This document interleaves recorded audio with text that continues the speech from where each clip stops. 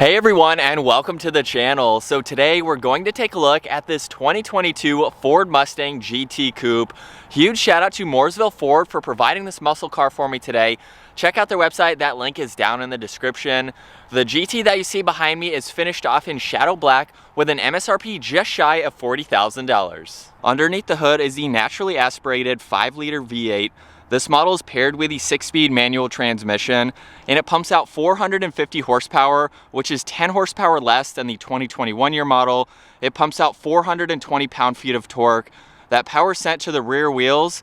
This weighs in right around 3,800 pounds. It'll do 0 to 60 in the low 4-second range with a top speed of 155 miles an hour, and it has a fuel capacity of 16 gallons. You'll expect to see around 15 miles per gallon in the city and 24 out on the highway. The model that you see in front of me is pretty much a base trim level for the GT, but it still retains a very nice look. And we're gonna start up front where you'll see the Pony logo front and center, along with the narrow grille. There's plenty of cutouts in it though, to provide a lot of cooling to that V8 engine. And then this even has a set of LED headlights, LED DRLs, and LED fog lights and turn signals. There's even a small cutout with some more vents just underneath the turn signals. And I love all the lines for the front end. Along with the front splitter, it is finished off in plastic, but it does add a lot more contour lines to the lower section.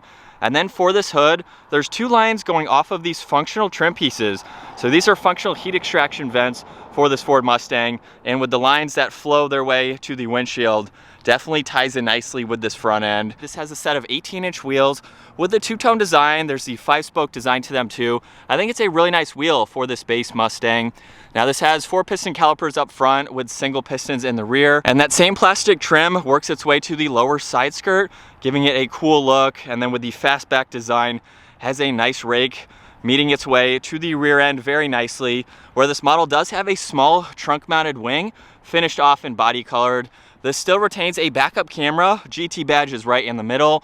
And then this has the sequential design for the 3D taillights and the turn signals. The reverse light is right in the middle of the diffuser, and then this has the quad tip dual exhaust. So you can double tap the button on the key fob. However, it's very practical to have a button just above the license plate. So I can push on that and open this up the rest of the way, where you'll see there is plenty of room, making this a practical daily driver. And then if I lift up the floor, this does have a spare tire. You can use this for additional storage space if you need to. And then the back seats also fold down where you can fit in a lot of items. And then on the door panel for a base GT, this has a nice design to it. There's brushed aluminum on the release handle. It's on the cover for the grab handle. There's the window controls, side mirror adjustments, lock and unlock. I already have the front seat backrest move forwards, and at 5'10", I can make my way into the back. Now you're not buying a Mustang for a full 4-seater vehicle, but this is practical if I had to be back here. On the passenger side, you can see with the seat all the way back, there's pretty much no legroom, but you can adjust that as needed. And then my head is up against the headliner. If I had to ride in this in the back for going around town or something like that, I could fit in the back and make it work. And as you can tell, these are cloth seats with really nice stitching. Mustang is also right in the middle. There's a cool design running down the insert too. But with my foot on the brake and the clutch, let's fire this up. That button is down on this right side, and we can bring this back to life.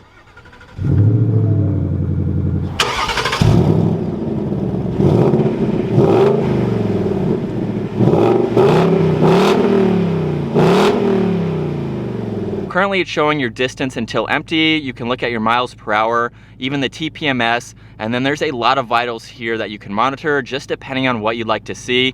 If I scroll over to the left now, you can go into the gauge mode, which is what we just saw. You can look at trip and fuel, even the track apps. So you can go into this, look at your acceleration timer, your brake performance, look at your 60 to 0, 100 to 0. This even has line lock, so you can go into this and initiate that. There's also a lap timer and launch control, so you can activate launch control. You can even set what RPM you'd like this to launch at. If we go back now, there's the driver assistance, so you can look at all this standard safety features for this base Mustang. Pretty awesome to have all of that. And then there's different settings you can go into under vehicle, monitor all of this, your lights, wipers, things like that. You have my key, even the display setup. Now over on the left side is all the headlight and fog light adjustments, along with dimmer switches for the gauges, and some more of that brush trim surrounding the 3 air vents right in the middle. It makes its way to the passenger side, where you'll also notice the Mustang badge.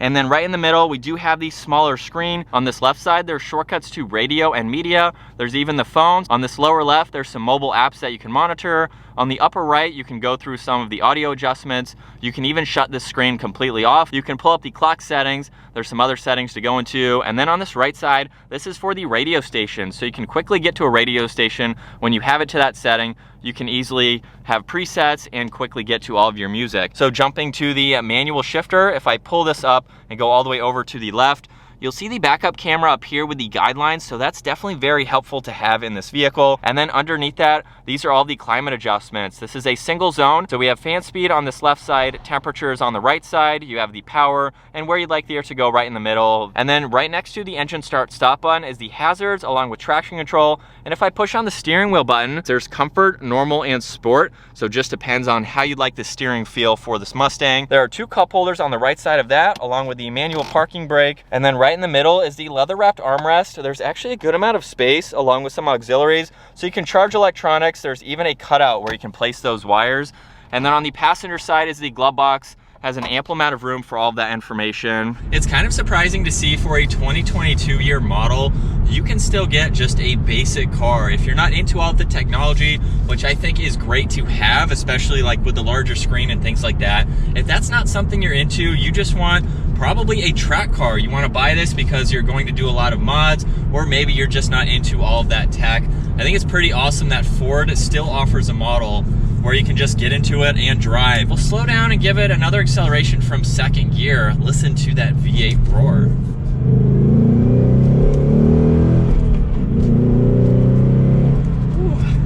And I'm not doing anything too crazy today. I've been in a lot of Mustangs where I know they can be quick cars. You have a lot of power going to those rear wheels. But for this GT, 450 horsepower now for the 2022 year model.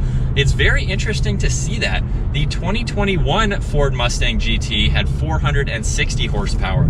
So why do you think, maybe regulations or something, they had to essentially detune this 5-liter V8? Now obviously you can tune it, you can do stuff to get that horsepower back, and I like how the pedal placement is. I can touch the brake and the gas there, and obviously I have the clutch, so it's very easy to rev match downshifts in this.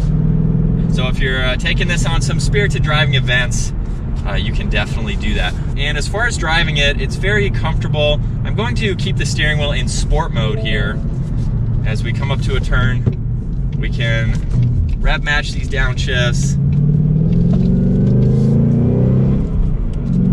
And you can feel the steering wheel tighten up a little bit for sport mode. So it's nice that you have the option to do that. As we come up to a turn on the brakes, down to 2nd.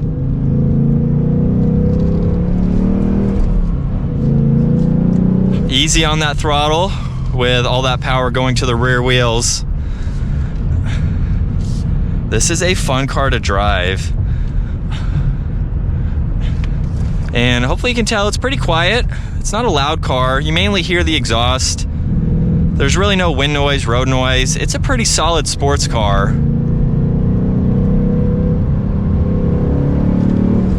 And it's got a good amount of power to it. Very, very healthy for this base level, or base trim level.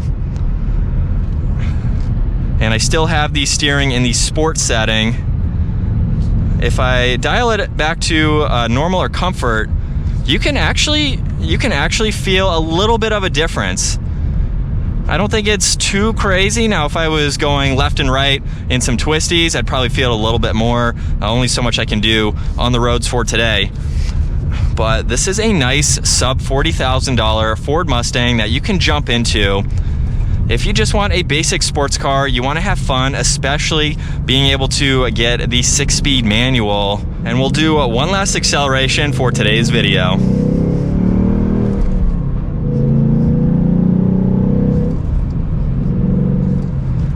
But I think that's going to wrap it up for this walk around review and test drive, getting behind the wheel of this 2022 Ford Mustang GT Coupe. Once again, huge shout out to Mooresville Ford for providing this American muscle car for me today. Check out their website. That link is down in the description. If you enjoyed today's video, give it a huge thumbs up. Consider smashing that subscribe button so you don't miss out on our daily uploads. I will see you all in the next video.